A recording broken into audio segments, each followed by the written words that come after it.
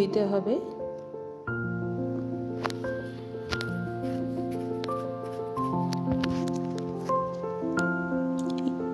ঈশান একটু ঝাল খেতে পারে না, সেই জন্যই লঙ্কা বাটাটা আমরা একসঙ্গে এখন দিচ্ছি না, ওটা পরে দেবো। আপনারা চাইলে আগেই ওটা দিয়ে দিতে পারেন। যে নুন দেওয়া হলো,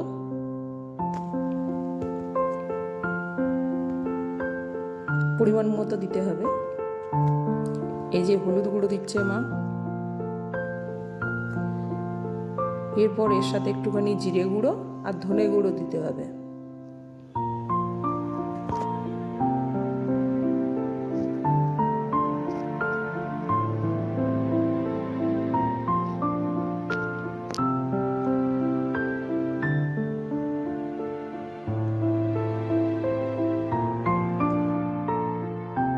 এরপর সব উপকরণগুলো একসাথে নিয়ে মাখতে হবে।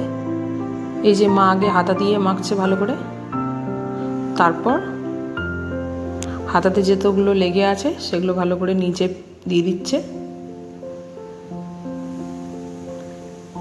এরপর হাত দিয়ে মাখতে হবে যাতে সব উপকরণগুলো একসঙ্গে মিশে যায়। বলতে ভুলে গেছিলাম, পেঁয়াজ কুচিটাও মা এর আগেই দিয়ে দিয়েছে, আমি ওটা দিতে পারিনি। এরপর এর সাথে একটু জল দিতে হবে।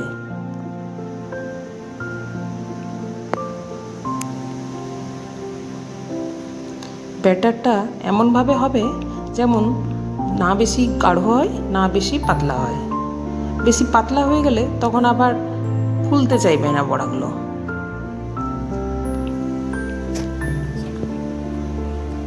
এই যে মা জল দিয়ে ভালো করে মেখে নিচ্ছে।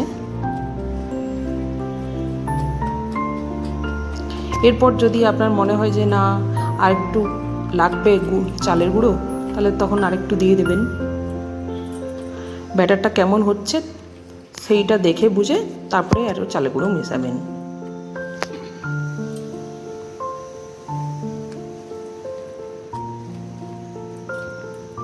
যে মা ভালো করে একদম ফেটে নিচ্ছে। যত ভালো করে ফেটাবেন তত ভালো করে পিঠেগুলো ফুলবে।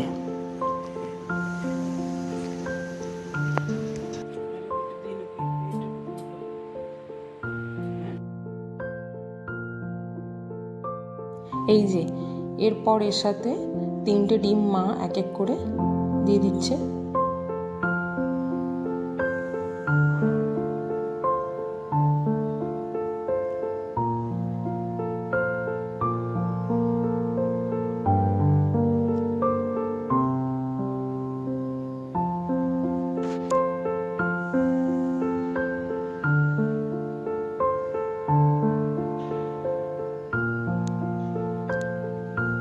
ডিম দেওয়া হয়ে গেলে আরেকবার ওটাকে ভালো করে মাখতে হবে।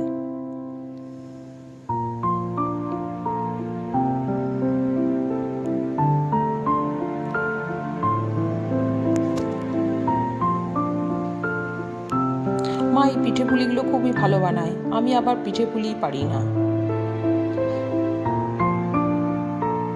আমার অ্যাকচুয়ালি এত ধৈর্য নেই। এই যে দেখুন মা খুব সুন্দর করে ডিমটা দিয়ে এবারে মাখছে।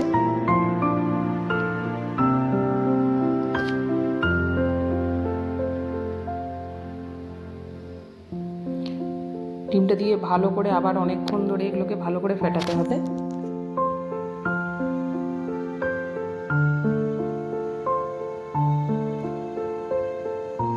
এই যে আরেকবার জল দিচ্ছে একটু। ব্যাটারটা ঠিক জাস্ট এইরকম হবে।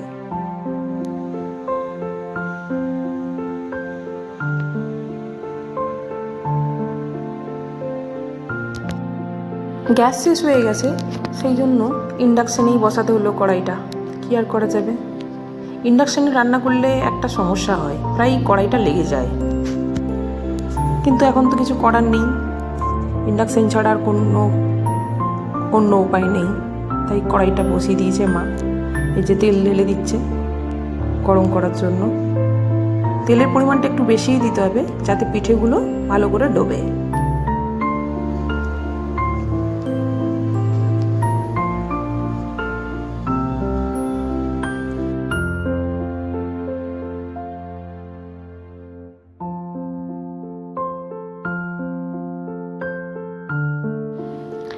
হাতার মধ্যে এইভাবে ব্যাটারটা নিয়ে কড়াইয়ের তেলের মধ্যে দিয়ে দিতে হবে। তারপর নিচ থেকে তেলটা ওপরের দিকে দিতে হবে, তাহলে কি হবে, ফুলে যাবে ভালো করে পিঠেগুলো। তারপর লাল লাল করে ভেজে নিতে হবে। এ দেখুন কি সুন্দর ফুলছে পিঠেগুলো। আপনারাও এইভাবে ট্রাই করে দেখবেন, খুবই ভালো লাগবে খেতে। কমেন্টে আমাকে জানাতে ভুলবেন না কেমন লাগছে।